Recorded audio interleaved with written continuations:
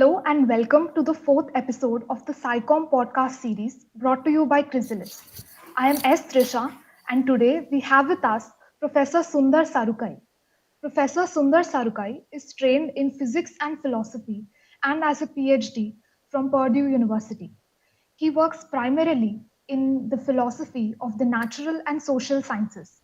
Professor Sarrukai was the founder director of the Manipal Center of Philosophy and Humanities from 2010 to 2015 and a professor of philosophy at the National Institute of Advanced Studies until 2019. Currently, he is a visiting faculty at the Center for Society and Policy, IISc Bangalore. He is also the co-chief editor of the Springer Handbook of Logical Thought in India and the series editor for the Science and Technology Study series, Routledge. He also founded Barefoot Philosophers. He is the author of Translating the World, Science and Language, Philosophy of Symmetry, Indian Philosophy and Philosophy of Science, What is Science? And the two books co-authored with Gopal Guru, The Cracked Mirror and the Indian Debate on Experience and Theory, and more recently, Experience, Caste and Everyday Social. His book titled J.R.D. Tata and the Ethics of Philanthropy was published in 2020. He has been actively taking philosophy to different communities and places, conducting philosophy workshops for children, and bringing philosophy to the public through his writings in media and through his initiative, Barefoot Philosophers. His latest book is Philosophy for Children, Thinking, Reading and Writing, and it has been published in English, Hindi, Tamil and Kannada, Malayalam and Bengali. Welcome, sir. I hope you're doing well. Thank you. Yes, thank you. It's great to be here with all of you. Thank you, sir. To start with, how would you describe philosophy of science for our audience? What is its significance? Well, the best way to describe philosophy of science is it's a discipline, just like physics would be a discipline or mathematics would be a discipline. And like a discipline, it has many sub-disciplines. There are many specializations which one can do within philosophy of science. But if we don't worry about the ways, whether it's a discipline and stuff, more importantly, I would see it as a way of approaching what this subject is all about. Okay. What is the subject about? What does philosophy of science really is it really about? First of all, as the title itself suggests, it's philosophy of science. So you have science and you have science as something which is an activity which all of you do, which is a discipline. It is something to do with the ideas of scientific knowledge. It has tells you things about what kind of things exist in the world. I mean, if we listen to scientists, I have to trust you to say that there are things called electrons and atoms and DNA and all your chemicals that you talk about. So science produces all this information about the world. It produces knowledge. It produces objects of the world. Now, how do we understand it? How do we understand, for example, the nature of reality? So when you say philosophy of science, what it actually means is to bring a philosophical perspective to the activity of science. The activity of science is what all of you do as scientists and also what you produce as scientists, all your knowledge systems that you produce. So any philosophy of, like philosophy of science, philosophy of art, philosophy of language, etc., is really about using philosophical perspectives, questions, and frameworks in order to address what science is. So, for example, you could have history of science, which will look at historical forces in the development of science, right? Historically, how did science develop? You could have sociology of science, which will look at various questions around the social organization which produces science. For example, in India, a very important question, are there people of certain castes who find it difficult to enter into scientific institutions? Is gender a problem in the number of scientists, scientific population in the country? These are sociological questions and very important because Without understanding that, you can't understand science. So what philosophy does is it produces the questions it is interested in. And what is philosophy interested in? Philosophy is interested in the idea of the reality. What is real? Is this table real? The table I see in front of me, is it real? And here, philosophy and science both have a common focus, right? Because science also does not believe that this table is real. And that's what all of you as physicists will tell me, that the table is actually not real. It appears like a table, but it is actually made up of atoms. And atoms are the true, real things, right? So these kinds of questions are actually philosophy. So both philosophy and science are actually, and art, I must say, are often questioning whether the world that we see, the world as it appears to us, is indeed the true reality of the world, or is there a hidden reality behind it? Then the task of science is to show us the hidden reality. Task of philosophy is also to explore the idea of what is real, and so on. Okay. So, for example, electrons you take for granted is real. I mean, I'm sure that if you take a questionnaire in IISc Bhopal and ask how many students believe that electrons are real, if they are really, if they're really going to look very seriously within themselves and answer, maybe some might say no, but let's assume, I would say over 90%, okay, it's something which you probably have to do a test and see, would say, yeah, electrons are real, atoms are real. But is that an easy answer?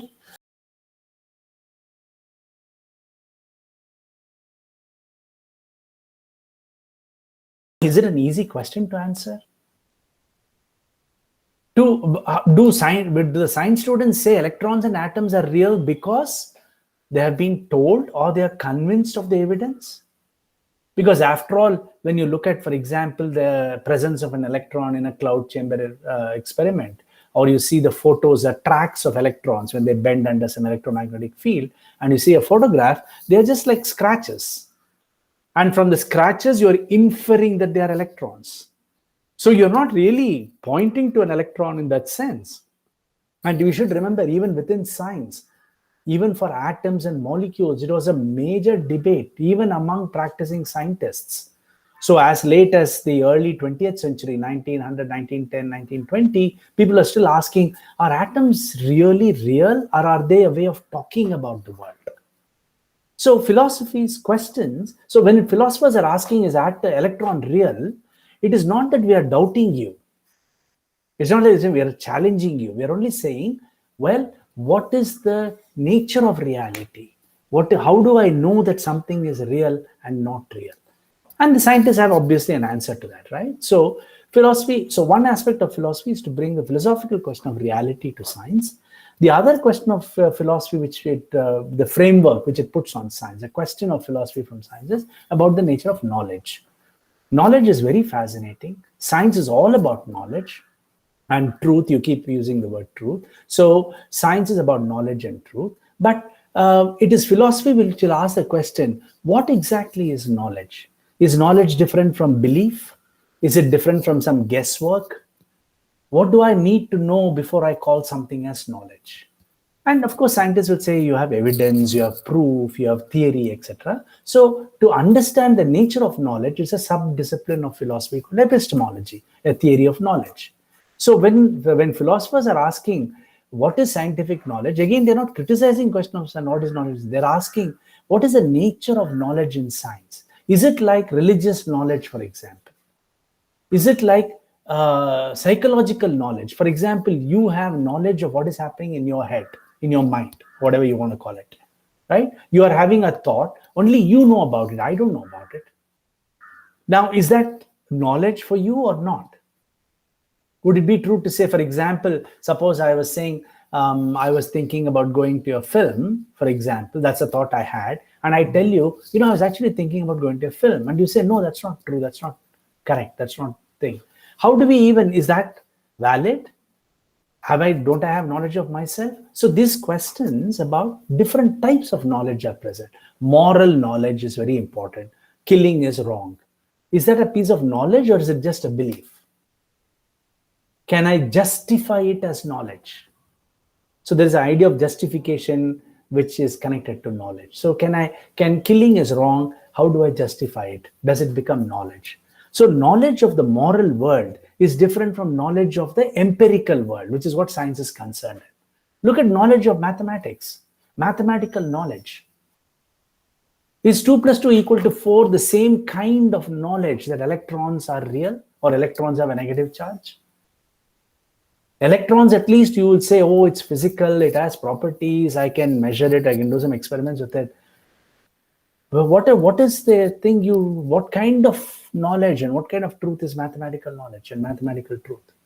So that's another way of using philosophy to look at science, to understand science. So you have questions of reality, questions of knowledge, so epistemology, metaphysics, ontology, etc. You also have questions of aesthetics. You can bring the philosophical questions to ask, is there a sense of beauty in the practice of science? Many scientists have often talked about their work as being beautiful. What is beauty? What is this idea of the aesthetic? Who is going to give you answers to that? Scientists are busy solving their problems and doing experiments. Who is going to give me a definition of what is beauty, what is truth, what is knowledge? I go to philosophy to do that. Then, of course, the big question, which we talk very little about, particularly in science institutes, the morality, the ethics of science. Is there an ethics of science at all? Can I raise the question that whether it is morally right for me to build biological, these kinds of virus and stuff which you build in bio labs? Is it morally correct to even keep producing knowledge without worrying about its consequences, and so on? Now, these kinds of questions, I have to look at the discipline called ethics in order to use it to reflect on science.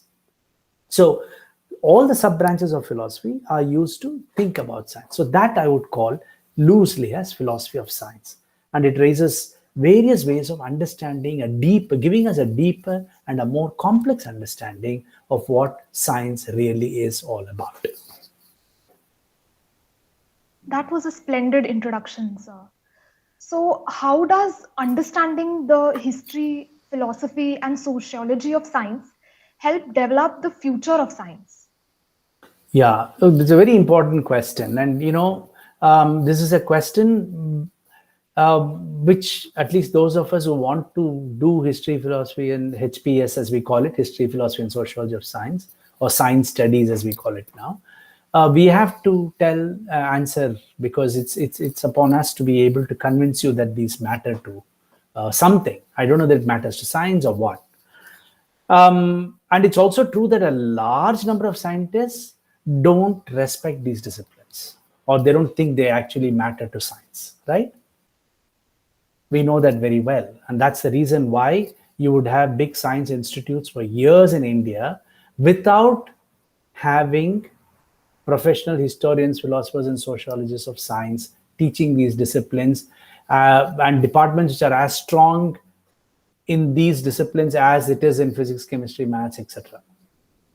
I'm very glad IISc Bhopal is now an exception to it, right?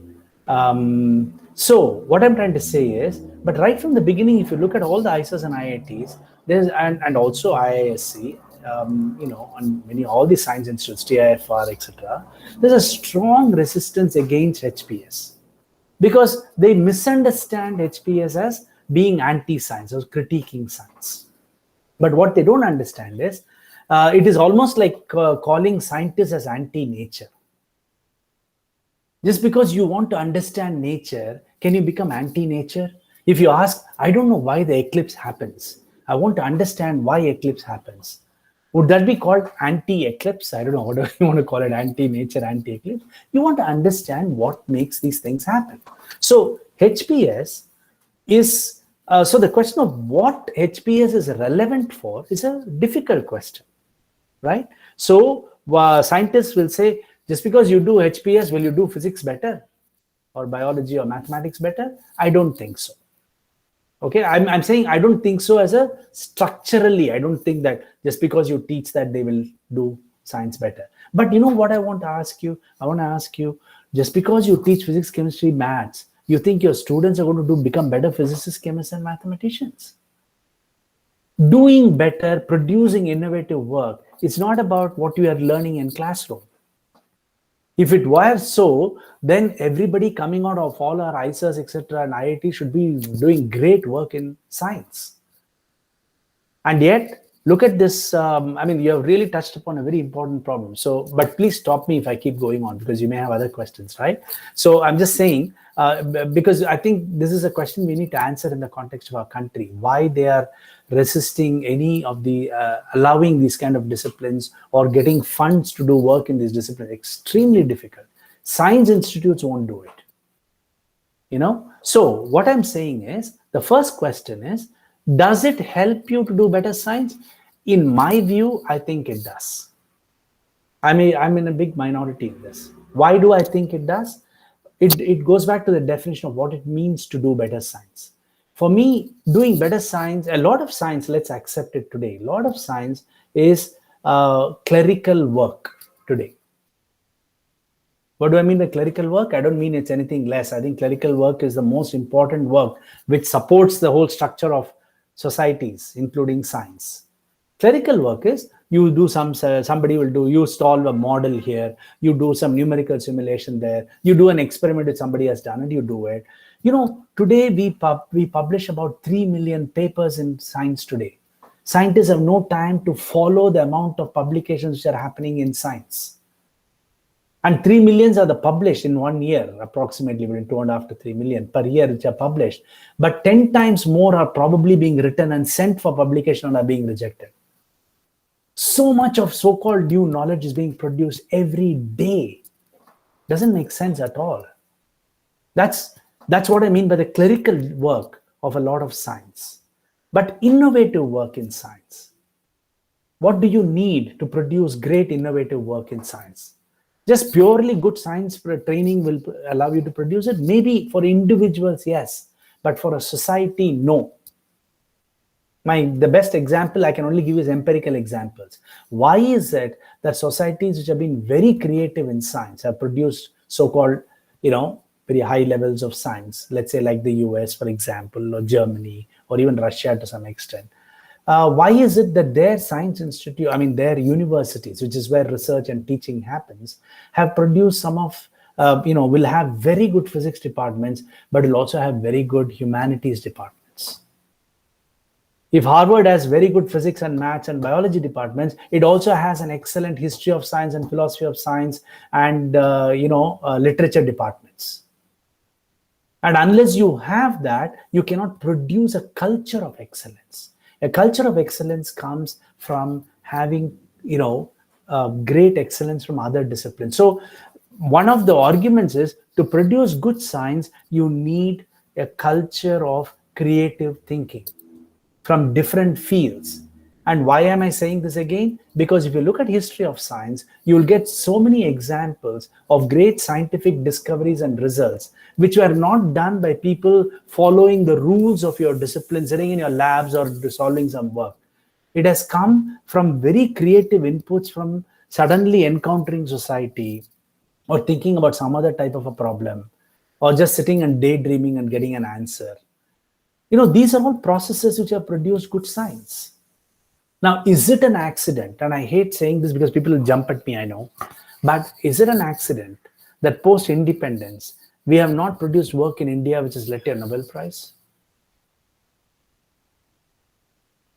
In India, work, with all the support we have had, with such excellent scientists, I can tell you, I know a large number of scientists and whom I respect and admire a lot. And I know that they're phenomenally good, highly creative, highly intelligent people. Now, why is it that we have not produced any breakthrough research in many of these fields? In spite of the fact that today India is now one of the higher number of producing papers also, publishing. Is it perhaps got to do with a very limited view of what we have understood? Is that inhibiting a great production of very creative scientists? These are empirical questions. We have to think about it. How do we think about it? You have to draw upon people from other disciplines, sit together and think about it. That's why an experiment like IISer is so important. And hopefully, it can change the culture of science in the country. Okay, so sorry. Before I go on, I'll just stop with one more point on this. So one is about the impact of these disciplines for better science. But more important than that is that you need people, since science today is one of the most powerful social organizations in the country.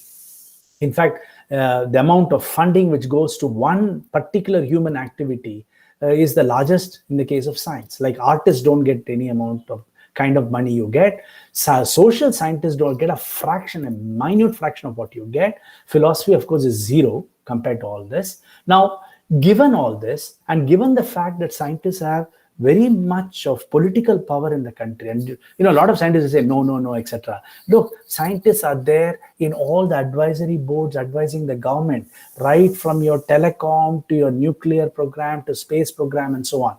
And today we also know scientists are also the ones who are deeply influential in producing education policies for the country. Okay, in fact, all the major education documents in the country which the government is following, including the NEP, have all been under the chairmanship of very good scientists. So scientists have the way what scientists think about their discipline and think about the nature of knowledge, etc., influences our daily lives. It influences the lives of the people living in the slums, people who don't have food to eat. It influences the lives of all of us. And therefore, you always should be worried when a community has so much power to make social changes about how that community is going to be understood by the others. Otherwise, you will just become another religious oligarchy, a power center, which you cannot ask you anything because you say, no, you can't ask us anything. That's what's happened in India. You ask any question about any of these disciplines and to science, immediately you're called anti-science, or they'll call you right wing, left wing, blue wing, red wing, whatever you want. The point is, that's exactly what the religious heads are doing. When religious groups had power over society and controlled it, then you couldn't do anything about them. Today, when scientists have so much influence on so much of our policies, right from economic to educational to technological, and all the implications follow, then it's very important that you have a specialized academic discipline called HPS or science studies to understand what is happening in the name of science. What is happening to the thousands of crores which are spent in the name of science? Should we not have an audit? Should people not ask, okay, we are saying, yes, give more money. My argument is give more money to science. But to say that nobody can ask us what we do with it, what we don't do with it, and only scientists will ourselves talk about it and say, yeah, this is great work, that's not great work, etc. That there's no question of social accountability. Or that you look at people who haven't done science as being, whatever, lacking in whatever they think scientists have. That is wrong at the social level. And only disciplines like HPS can bring a kind of understanding to ordinary people about the nature of science, so that it is not to regulate science, but it is just to regulate the abuse of science. Just like I want to regulate anybody who is powerful. If I am the leader and I'm going to be running your institution or whatever, I want you to have powers to regulate me. Right? That's the point. Yeah. Thank you, sir. That's a very intriguing perspective. So, as you said, philosophy of science is not a very popular field. In a world where we can find many doctors of philosophy, that's PhDs in various scientific fields, what motivated you to explore philosophy of science as a field in itself? Yeah. Actually, the reason why so many people get doctors of philosophy, I mean, you do management, you get doctors of philosophy. You do engineering, you get doctor of philosophy. And among all the doctors of philosophy, there are very few people who are actually doing philosophy to get doctors of philosophy. The number of PhDs in philosophy is very less. So everybody else has become, doctor of philosophy. And the reason, of course, is because philosophy is the founding discipline. All disciplines come from philosophy, right? So whether it was your sciences which come out, I'm sure all of you know, even Newton was called a natural philosopher. till about the 17th century, there was no discipline like how you call these various disciplines. They were all called natural philosophy, and Newton himself was called a natural philosopher. And his book Principia, when he talks about this, it's a classic book. It's such a great book. It's like, for me, like a book of literature, great literature to read. And there he talks about philosophical rules, philosophical methods of doing physics, not scientific methods of doing physics. So there is an idea that philosophy was the mother discipline, if you like, from which all the other disciplines come. And therefore, it's a kind of a recognition, the doctorate as being some kind of a higher level thing. And there's a very interesting history of how it comes about to the PhD levels and so on. But in my case, I didn't really shift to philosophy of science. I did physics because I really loved it, and I knew right from school. At the end of school, I knew exactly what I wanted to do. When I read quantum theory, etc. In retrospect, when I think about it, maybe I did it because I found quantum theory to be so simple and easy, compared to what I think is a real tough physics discipline, which I would have liked to have done, but I'm sure I'd have been bad at it. And I knew I was not very excited by it when I even my master's, and that's statistical physics. That's really hard physics. It's not as simple. I looked at Schrodinger's equation and said, wow, this is it. And, it's not that difficult. Just solve some simple equation and you already discover electrons and atoms. It's like crazy world. Yeah, But I think, I was also very interested in philosophy in that sense. But just more as a teenager, I liked Nietzsche and stuff more as a form of rebellion. I even now I look at Nietzsche as a rebellious, teenage philosopher. You can only read him in teenage. I find it difficult to read him now. But that guy is abusing everybody and angry at the whole world, angry at the society, family, women, men, everybody. So it was like, wow, when you're growing up in a nice middle class family and then you find that they actually publish books where this guy is abusing everybody, it sounded very interesting. But to me, that kind of a philosophy was there. But when I went to Purdue to do my particle physics, I did a PhD in particle physics. Again, I said, there's still of some interest to me. But then I realized that doing physics was not to understanding physics, was two different things. Because the kind of questions which went on intriguing me, which I wanted to really explore, were seemingly foundational questions. Why does this happen? Why does this mathematical structure work here? What is the meaning of this concept? Everybody says it works very well. For example, renormalization. You do quantum field, everybody says renormalization. And they'll say, they laugh and say, no, it's really not mathematically very correct, but it works. To me, those are the interesting points of the physics. And as I said, it's a bit of a cop-out because the real hard work in physics is to doing all those integrals and solving them and doing all of that. And that's a very important part of physics. But to me, given my inclination, I was more interested in the conceptual foundations of these ideas. And then what happened is I started taking courses in philosophy because I was very curious about philosophy. I never, in Bangalore, even today, there are no philosophy courses which people can just take and study as a major, and we have treated philosophy as a discipline so badly. And it's also the mistake of philosophers. We have not presented our subject very well. So when I went to the US, somebody said, oh, this guy is very good, or a person called Michael Weinstein. It was the greatest revelation for me in terms of philosophy teaching. I went to his class and said, oh, I just want to take some classes of yours. He said, okay.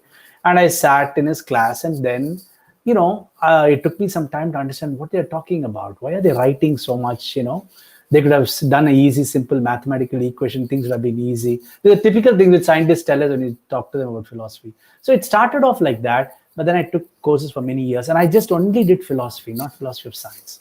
Because I often used to say, and I shouldn't be saying this all in public, but let me say it, a lot of philosophy of science, when I saw it before, it was like doing bad science. In the sense, for me, it was like, if I was anyway going to do these certain aspects of boring philosophy of science, I would as well do science, which is far more creative. Doing physics is a lot like playing games. You guys make it sound very important by saying truth and knowledge and all that, but most of it, 90% of it is just you're playing some Sudoku or chess game, making some moves and solving something. Oh, yeah. That's what most of science is really. And that's the strength of it. I'm not saying there's a weakness. So why would I do some vague philosophy of science when I can actually do something more interesting, although more difficult? So I didn't study philosophy of science as a discipline. I did because of the two people I studied with. They were primarily from what is called continental philosophy. So we did a lot of these kind of philosophers and stuff. And that was important for me to break away from, in the sense to break my mind away from, and also recognizing what do they teach in a different discipline. That's why I'm so glad that, all of you have the opportunity to actually go to a humanities department, which none of us in our schooling time, college time could do. If you are in physics department, you can't even look at the English class. They not just let you into the class. You can't even talk to those guys. It's, like I said to somebody else, some set of students, like women are from Venus and men are Mars, that book. So I keep telling them it should actually be science students are from Mars and humanities from Venus. Completely different cultures of thinking and understanding the world. But now you have a chance of actually sitting through, listening to these fellows and seeing whether they make sense. And you have to criticize them to whatever it is. Engage them. But at least you're seeing a different way of looking at the world. So to me, that was a great entry into philosophy. And once that happened, I think I knew I wanted to do philosophy. There's no way out. But I also wanted to come back to India. So because my degree was in physics, I came back to math science to do a postdoc. And then I was like desperate to get out and do philosophy because, as I said, by that time, I realized that's really what my voice was, And since I didn't study philosophy in India, I didn't have any contacts, we didn't know what to do, etc. But anyway, all these things happened. And very interestingly, again, it was a science connection. Dr. Raja Ramanna had started an institute called National Institute of Advanced Studies within the IISc campus. And Ramana was very interesting. He's also called as a father of nuclear bomb, right? He was deeply inspired by Buddhist philosophy. And he had started this in Bangalore called NIAS. And he had got Professor Srikantan, who was the director of TIFR, who was another physicist, called a cosmic astrophysicist, experimentalist, who had come back to Bangalore to be with Ramanna. And they had also got another very famous sociologist, M.N. Srinivas, one of the founding fathers of Indian sociology. And here there was an institute they just started. It's not really like an institute with any program. Just these 4 or 5 people came together, and by some chance, I knew they were looking for somebody. Then I applied and I went and I had an interview with Srikantan and Ramanna. And they were like, it's the first time I actually met, especially after going from math science, first time I actually met scientists who are talking about philosophy without being negative towards it. And Ramanna was very deeply influenced by Buddhist thought. Was studying it, was looking at Buddhist logic. And Srikantan had already moved towards looking at questions of consciousness. So he was very interested in the theories of consciousness. And they said, we can start a philosophy of science group, etc. So I said, great. And then I just completely jumped ship, as it were. I would have anyway jumped ship. I was out of physics, I knew, after that 2 years in math science. And I would have probably been a beach bum in Chennai hanging around. But, then this NIAS thing happened and said, okay, let me do philosophy. Actually, all my training in philosophy can finally be put to use. And that's how it started. So my shift to philosophy of science was actually through these social historical factors. But as I said, even if there had been no institute, there's no institute in India which does philosophy of science. Even today, there are no full courses in philosophy of science offered, like a full regular specialization in philosophy of science or even history of science. So, I knew I would anyway have done it. But why did I just not do completely philosophy? Because although all my training was only in philosophy and philosophy of science, because as I told you, the definition of philosophy of science is using philosophical perspective to understand science. So my first book actually illustrates how I approach this question, right? And the question was, what struck me with physics textbooks largely, but science textbooks, is that, when you open a textbook of physics and you open a textbook of a novel, for example, or you open a book of novel, they look very different. In one, you just have continuous writing, pages and pages of some English, if it's an English novel. Whereas scientific texts are written differently.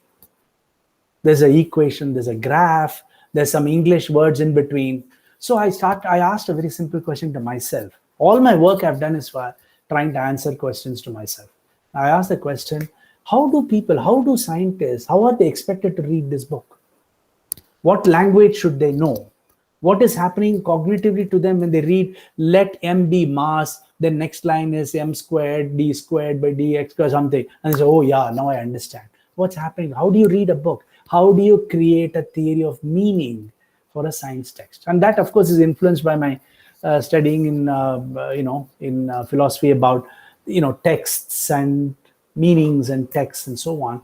And the moment I got that, I went and that's my first book. It's called Translating the World, Science and Language, trying to see how science uses language.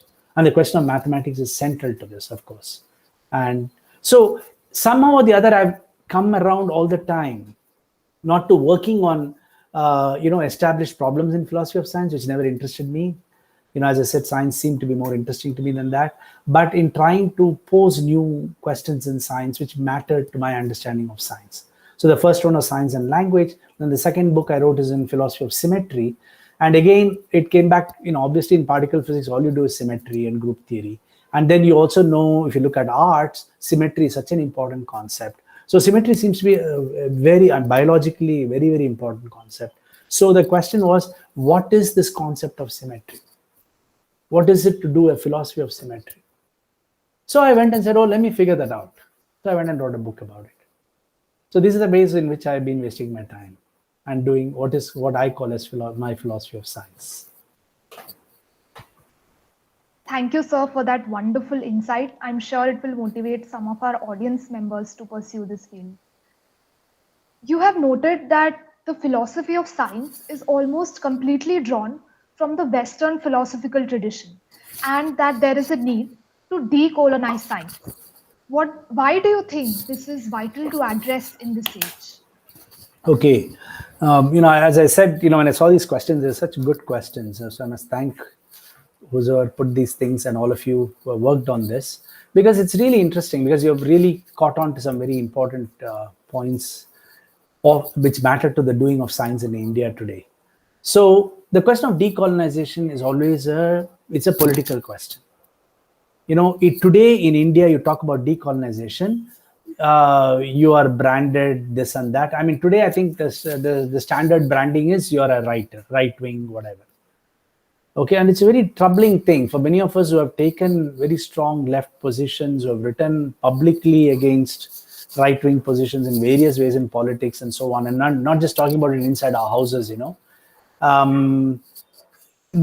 moment you say science outside the dominant West, you're immediately branded this. So I think that's part of the thing which we have to fight, and that's part of the worry I have when science institutions are becoming like religious organizations. So in a recent discussion which I did for the Clubhouse, a group of people who had wanted me to talk about something, they had been having this long discussion on scientific temper and various things about science. Okay. And so they had asked me to talk about something, and I gave the title as Saving Science from Scientists. And said science is very important. We can't leave it to scientists alone, and other people have to understand it. And the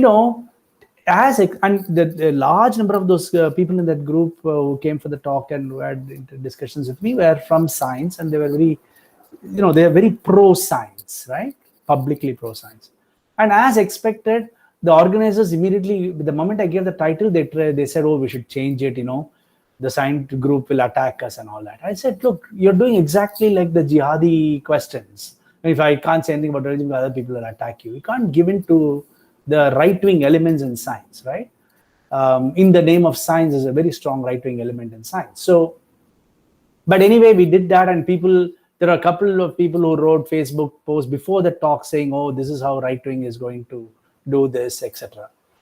And then when I spoke about, when I said, I'm going to go do it, doesn't matter. And I went and spoke in that. And it's there in Clubhouse or YouTube also, they put it up. And I must tell you, I was quite stressed about it, because I don't want to deal with this. I can't deal with scientists who are not open about, disciplines and so on. So I was trying to avoid it. I mean, I said, okay, I have to do it. I already committed. And a majority, there are quite a lot of people in that talk, and majority of them are science people. And I must tell you that after I finished the talk, we had a discussion of over 1 hour. And I thought I'm going to do a discussion of just 10 minutes, because I said, I don't know what kind of questions will come. And it was very good. Because the majority of the people who were there, more than the majority, wanted to know and were open to discussing about it. And it has actually been one of the best sessions I have done. because it was not about each of us charging me saying, oh, you are narrow-minded, you are it's not about that. We are both struggling to make sense of this question. What is this? How do I understand this? Suppose, for example, the COVID has come from a lab, for example. Should we all not worry about what is being produced in the name of scientific labs? Should not the world ask, what do you mean by doing science which is completely uncontrolled in this form? So, but the point, what I'm trying to say is all of this HPS is not about criticism of science. As I said, it's to understand this thing.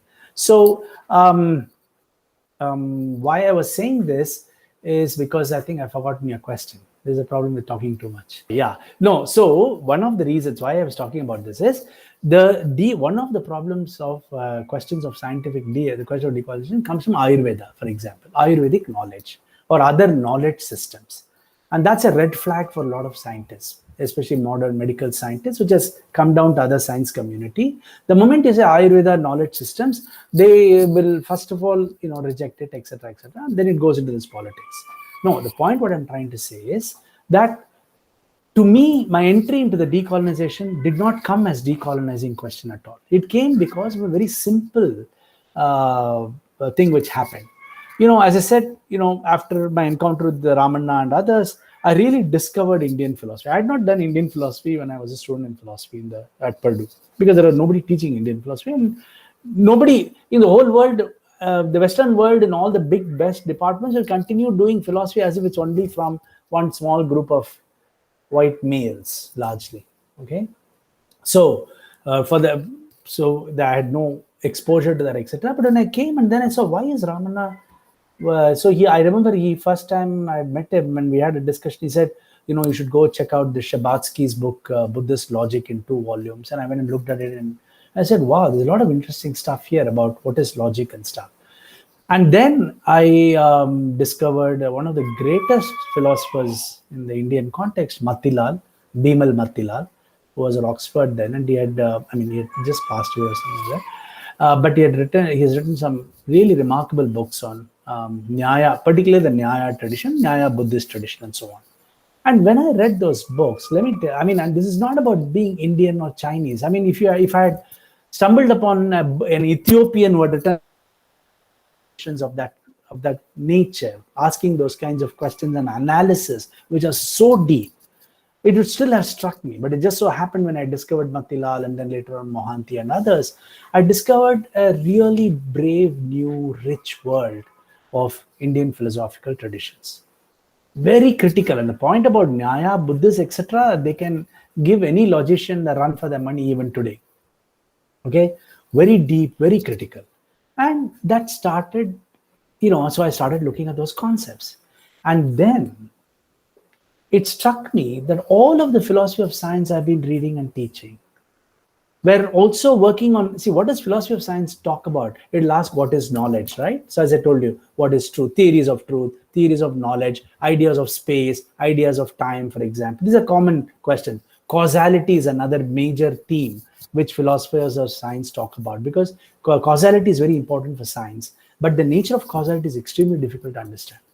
Okay, and a lot of philosophy has been written on that. But when I'm reading Buddhist Nyaya texts, etc., there's so much of interesting stuff on causality. They have produced such great theories on causality, nature of substance, nature of reality, quality. All the kinds of things which the Greeks had done. And in some cases, like the Buddhists and Nyaya, they've gone way beyond, because it's a long living tradition of nearly 2,000 years. And yet, not a single philosophy of science. The philosophy of science books will go back to Thales, Democritus, much before you come to Plato and Aristotle, as the founding fathers of the philosophy of science. Because, they ask questions. Democritus is supposed to talk about atoms, and, Thales about, they remember this water and the earth and so on, and stuff about, nature of permanence, existence, etc. And I'm like, well, why is it that when you have I was only exposed at that time to the Indian, then you have the Chinese and the Africans and so on. How is it that none of these very rich philosophical questions on the same topics, on space and time, how much there is on philosophy of space and time from these philosophical traditions? You can write a whole book on philosophy of space to talk about, Aristotle, Plato, the Greeks, etc. Not a word from any of the other philosophical traditions. This was the standard setup. I mean, some things are slightly changing the last 10, 15 years, but not too much. So I said, when I look at theory of causality from the Nyaya and Buddhists, they are very important and they are of great implication to a philosophy of science, which is not thinking of science, it's trying to understand nature of causality in science or the nature of objects in science. The moment you do that, people immediately started left, right, that march past. So I said, well, the only way to do it is to show how one can do it. So I wrote a book, Indian Philosophy and Philosophy of Science. And it was not a decolonization project for me at all. I was not very much clued in. I wasn't very interested in the decolonization arguments at that time. And I just thought, well, I thought that it is necessary for us to show people how to use these kind of, rather than just saying, which is what a lot of right wing does now. Oh, Indian people did that in India. That's boring. I mean, I don't even pay attention to it. The point is to show you and to convince you on why some particular ideas matter. So I took up Nyaya and Buddhist logic and showed why it is so important to the way in which philosophy of science understands the role of logic within science. And also the question of language and its relation to reality. Some of the greatest work in philosophy of language, even today, comes from Indian traditions. From Patanjali, Panini on his grammar, the first, Sanskrit grammar, but beyond that, the whole school of grammarians who produce some of the greatest reflections on what is language's connection with the world. A very important question for science. So I did all that, and I know a lot of people use it. They keep saying they like the book and had good reviews and so on. But the philosophy of science community is completely, it acts as if none of these things matter or people have written about this, because they just don't think anything other than the Greeks or the Europeans would have had anything meaningful to talk about science and mathematics. Although some of the greatest mathematics in the world till the 16th century came from India. So you see already the problem. The moment I say all this, they say, oh, you're a nationalist. But when the moment the Britishers says about their own people, they are not called nationalists, or when they talk about the Greeks. So there is just too many contradictions in the field. And I was not interested in the national questions on this. I was just interested in how does this philosophical tradition help us? It's also interesting that it's the people who are most allergic to it are people in Indian universities who think they want to do some philosophy of science. It's actually the West which has been a little more open about this. In fact, in India, it was so difficult to teach Indian philosophy itself. That's when I saw the impact of this book and how people are reacting to it and not reacting to it, or ignoring it, or immediately imputing motives which I know I didn't have. Then I started getting more sensitive to the question of decolonization and the difficulty of decolonization. We have become so conditioned to thinking that we do this in science, by the way. And many scientists have been saying this for quite some time now. Some of our leading scientists have been saying that if there is a paper published with a address from India, the chance of you going to spend time on it to read it and spend time trying to make sense of it is less than if you get another paper published from some other address abroad. I mean, this has been said so often, it's such a cliche, but the cliche has not changed the practice of people's way in which we look at what is meaningful, who can produce meaningful knowledge. One of the reasons I said earlier, why is it that we have not produced great science in the Indian context, I mean, the so-called famous like Nobel Prize, etc. And I always use that example to tell scientists that, look, this proves the social nature of science, something which you want to refuse to accept in the Indian context. Whenever we raise the context of the social nature of science, you would say, no, science is all about, these cognitive characteristics. But I tell them the fact that your work has not become prominent is because it is not, it proves that science is a social activity. You need other people to pick up your work and build on it. Are you going to open up, suppose you get a paper, tomorrow you're reading, you see a paper from some, let's say, RVC, the colleges like that, Sri Ammammal Pattayappa College of Science, Kadalur, Tamil Nadu. Okay, and you're sitting in IISr Bhopal, really fancy international institution with all your international everything. And then you're getting this paper from Kadalur from this college. You think you want to sit and spend next 3 days reading it and trying to make sense of it? I'm not saying you won't. I'm just saying that is a social process of how knowledge is produced. Whose knowledge do we think is important enough for us to work upon? And that's the decolonization project. We have completely lost our connection or our confidence in all of us today. I'm not talking about the past. Decolonization is not about the past. Decolonization is as much a fight against all power structures, whether it's capitalism, or it's a creation of a huge amount of poor in India and so on. It's a struggle against that. And, we have the science community has been quite indifferent to the larger world around them. I mean, I still find it odd. I know it's a wrong question to ask, especially to science students, but I'm just saying, just for a matter of argument, that, when so much we are building rockets to the moon, we have done all our, we have now how many, every time we talk about this, let's say how many nuclear warheads India has or how many nuclear warheads Pakistan has, etc. And still, we have not found the technology or all the scientific bright minds to say, instead of building 100 warheads or 200 nuclear warheads, I have now pulled out 10 million people out of poverty due to my science and technology intervention. The fact that you bring basic sanitation and water and food and education.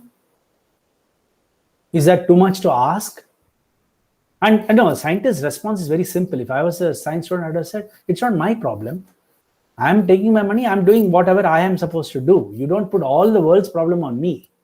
Why should you take it? I should also worry about it. Even if I'm not a science student, I should worry about this. But I'm just saying, with the capacity to produce so much innovation within science, with your technologies and ideas around it, how is it that we are not translated to pulling out 10 people out of poverty? That's decolonization at work. I mean, that is colonization at work. And what you need to fight these at all these levels is the idea of decolonization. Thank you, sir, for enlightening us on this idea. You describe the need of society and authorities to keep a check on science for social good. Similarly, how can open-minded scientists and their science contribute to the process of policy making, and how can we work together to benefit both stakeholders per se? Again, a very important question. It's already happening. A large number of policy making, as I said, not just in education, in environment, in water. You look at many of the members of people who are in water committees looking at water distribution, etc., right? Or climate change. They're all scientists.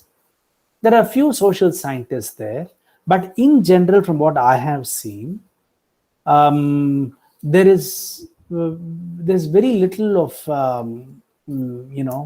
meaningful interaction between the scientists and the technocrats, the technology people, engineers and scientists, and the social scientists.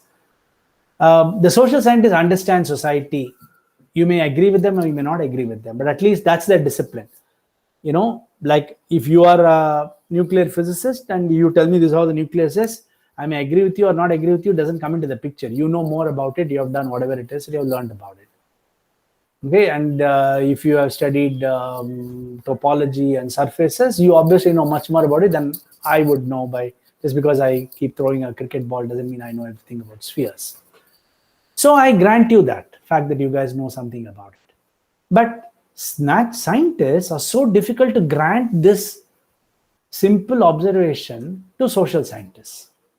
When social scientists say this is how society is, water is actually a social commodity, it has different ways of meaning. They say, no, you don't understand. You're just confusing the issue. We'll either model it or we'll build some machine on it, etc. And that takes care of the questions of water and stuff. So this has been a problem with policy. And all I'm saying is that now a lot more science policy initiatives are there around the country. I still find that they are largely being run in the scientific worldview. And if they are open to drawing upon and listening to the others about how they understand society, etc., it will be a major improvement. And the real fundamental reason is not because scientists are obviously unpleasant people. They are not. Well, some of them may be, but most of them are nice guys, right? But that's not the point. But there's a lot more social scientist guys could be more unpleasant, so don't worry about that. No, but what I'm trying to say is the real problem is not that. It's about the fact that the scientists don't get the epistemology or the knowledge structure of the social science. They don't understand. They don't not just understand it. They don't respect it. So there's a lot I have seen. I was in an institute which had both natural and social science students, and the social science students were, to use the word very qualifiedly and carefully, they were quite hounded and harassed by the scientists asking them questions about methods in their work in social science. Because they never try to understand what is qualitative method, how does talking to some people help you, what does it mean to do that. So they'll say, what is this? You're sitting and gossiping and you're calling it research. There is a long history in anthropology and sociology which tries to refine these things and call it a method and so on. So the lack of, an understanding of the complexity of other kinds of knowledge systems, something which is not reducible, scientific knowledge, as I said, for me, when I did philosophy, the first problem is it's far more complex than science. Science is too easy for me in that sense. It's much more simplified. It's reductionist, it's ideal. I don't have to deal too much at the first level. Of course, it goes on into higher and higher complications. But society is not like that. I have to take so many factors into account and I have to find ways to do it. So it is really the imbalance between the legitimacy of scientific knowledge and non-scientific knowledge that's really the breaking point of them working together in policy initiatives. But you need them to work together because this society is already a technological society. India is already a technological society, and it's already a religious society. It's already a deeply culturally diverse society. You need, people who are able to appreciate each one of your viewpoints as coming from your specialization and try to find a way together. That's a very important perspective indeed. So touching upon something you mentioned in the beginning, what is the concept of truth in science? Because what seems to be true today can be disproved tomorrow, and what seems to be impossible today becomes possible tomorrow. Again, a very important question. It's already happening. A large number of policy making, as I said, not just in education, in environment, in water. You look at many of the members of people who are in water committees. We'll either model it or we'll build some machine on it, etc. And that takes care of the questions of water and stuff. So this has been a problem with policy. And the real fundamental reason is not because scientists are obviously unpleasant people. They are not. Well, some of them may be, but most of them are nice guys, right?